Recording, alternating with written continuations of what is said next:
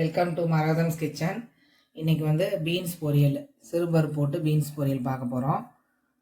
1/4 kilo beans பொடிசாக நறுக்கி இந்த ஒரு கிளாஸ் தண்ணி ஊற்றி குக்கரில் போட்டு வச்சுருக்கேன். ஒரு விசில் போட்டு எடுத்துக்கலாம். 5 பூண்டு, ஒரு சிட்டிகை சீரகம், ஒரு பச்சை மிளகாய் நசுக்கி எடுத்து வச்சுருக்கேன். சும்மா ஒரு கொத்து கருவேப்பிலை, 5 சின்ன வெங்காயம் நசுக்கி எடுத்து வச்சுருக்கேன். அப்புறமா நம்ம இவ்வளோ கையளவுக்கு சிறுபருப்பு, இவ்வளோ கையளவுக்கு சிறுபருப்பு நம்ம செய்யறதுக்கு குக்கர்லாம் செஞ்சு முடிக்கிறதுக்கே ஒரு 5 நிமிஷம் ஆகிடும். அந்த 5 நிமிஷம்ன்றது ஒரு 6-7 நிமிஷம்னு வச்சுக்கோங்களேன். பருப்பை ஊற வச்சுக்கோங்க.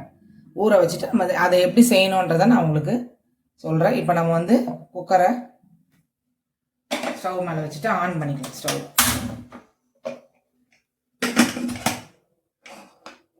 இப்போ வந்து இது 3லேருந்து 4 நிமிஷத்துக்குள்ளே விசில் வந்துடும். அது விசில் வந்துட்ட பிறகு தான் நம்ம பொரியல் செய்ய முடியும். இது விசில் வந்து வர வரைக்கும், அதுக்கப்புறம் நம்ம பொரியலை செய்ய ஆரம்பிக்கலாம். இப்போ ஒரு விசில் வந்துருச்சு, நம்ம ஓப்பன் பண்ணிடலாம். பாருங்க, அந்த தண்ணி அப்படியே தான் இருக்குது. அப்புறம் பொரியல் இப்போ செய்ய ஆரம்பிக்கலாம். இப்போ வந்து நம்ம ஸ்டவ்வை பற்ற வச்சுக்கலாம்.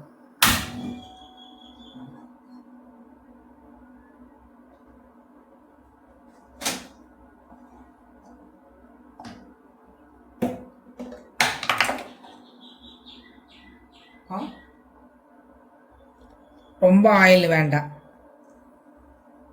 அந்த ஒரு பிரியாணி ஸ்பூனில் சும்மா ஒரு ஸ்பூன், அவ்வளோதான்.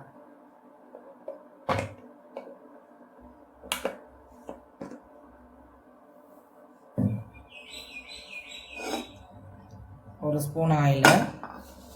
எண்ணெய் காஞ்சிச்சு ஃப்ரெண்ட்ஸ். கடுகு போட்டுக்கலாம்.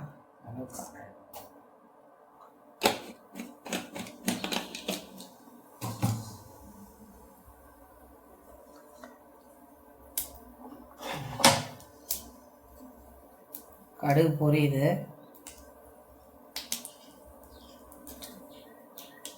இந்த மாதிரி பொரியெல்லாம் செஞ்சு சாப்பிடுங்க ஃப்ரெண்ட்ஸ். தேங்காய் போடுவாங்க எல்லாரும். நான் தேங்காய் எதுலேயுமே சேர்க்க மாட்டேன். அந்த மாதிரி பொரியலாக தான் உங்களுக்கு காட்ட போகிறேன்.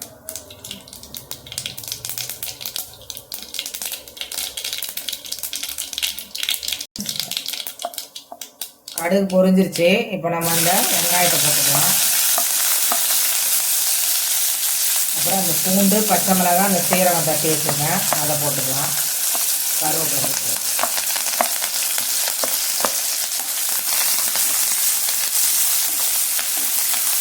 நல்லா வதக்கிக்கோங்க. கொஞ்சம் மீடியம் ஃப்ளேமில் வச்சுக்கோங்க.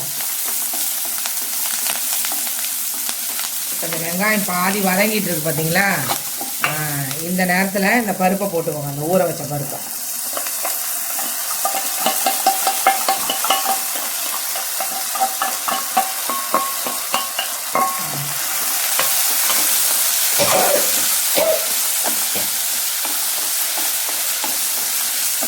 இந்த பருப்பு வந்து இந்த வெங்காயத்தோட ஒரு நிமிஷம் வதங்கட்டும். இந்த வதங்குற கேப்லேயே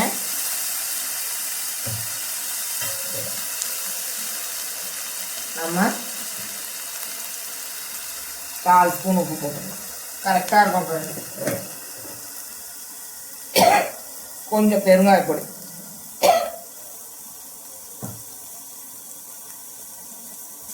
ரொம்ப மஞ்சள் பொடி போட வேணாம்.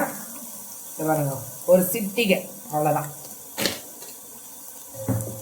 நல்லா இருக்கும் பார்க்கறதுக்கு. இப்போ நல்லா கிளறி விட்டுக்கோங்க. பாருங்க, அந்த தண்ணியெல்லாம் வற்றிடுச்சு, அந்த பருப்பில் இருக்க தண்ணியெல்லாம்.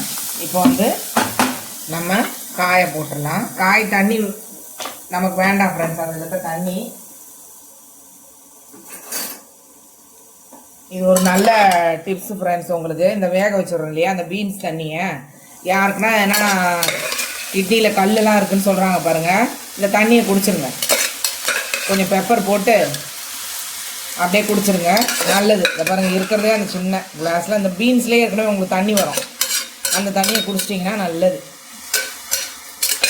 முக்கியமாக தண்டு தண்ணியெல்லாம் குடிக்க சொல்லுவாங்க, வாழை தண்டு தண்ணியெலாம். ஆனால் நீங்கள் இந்த தண்ணியை குடிங்க.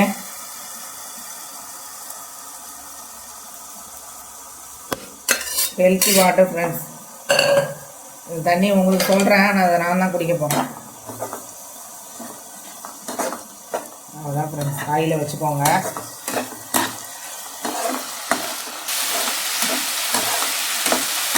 அவ்வளோதான் ஃப்ரெண்ட்ஸ், நம்ம பீன்ஸ் எடுத்து போட்டோம் இல்லையா, அந்த தண்ணி வதங்குற வரைக்கும் தான் நம்ம கேஸே.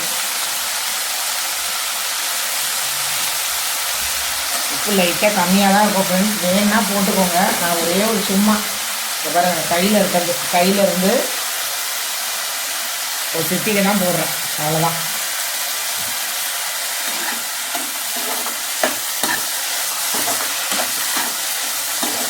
அந்த ஒரு பச்சை மிளகாய் போட்டிருக்கேன் இல்லையா, இப்போ கலவிட்டே இருக்கேன் பாருங்கள்.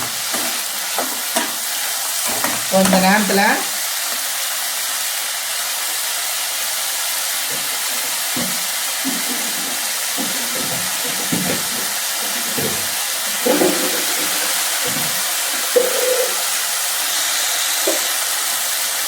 இந்த நேரத்தில்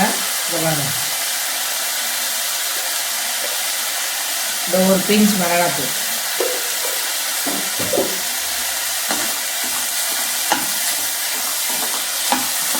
அவ்வளோதான் ஃப்ரெண்ட்ஸ். இதில் மஞ்சத்தூள் போட்டதும் தெரியக்கூடாது, மிளகாத்தூள் போட்டதும் தெரியக்கூடாது. அப்படியே காயும் க்ரீனிஷாக இருக்கு பாருங்கள், அந்த பருப்பெல்லாம் தெரியுது பாருங்கள், நல்லா டேஸ்ட்டாக இருக்கும் ஃப்ரெண்ட்ஸ். இந்த மாதிரி செஞ்சு சாப்பிடுங்க.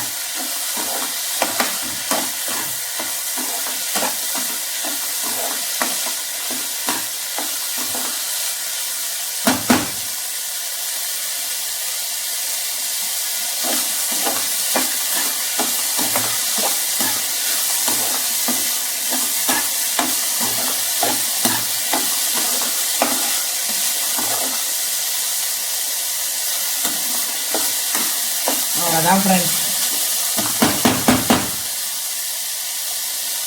இப்போ ஆஃப் பண்ண போகிறோம் ஃப்ரெண்ட்ஸ். இப்போ இன்றைக்கி நம்ம சிறுபருப்பு பீன்ஸ் பொரியல் பார்த்துட்டோம். சிறுபருப்பை லைட்டாக அதை ஊற வச்சுட்டு இந்த மாதிரி பீன்ஸ் பொரியல் செஞ்சு பாருங்கள், சூப்பராக இருக்கும். இது உங்களுக்கு பிடிச்சுன்னா லைக் பண்ணுங்கள், சப்ஸ்கிரைப் பண்ணுங்கள். நம்ம நெக்ஸ்ட் வீடியோவில் பார்க்கலாம் ஃப்ரெண்ட்ஸ். Thank you friends.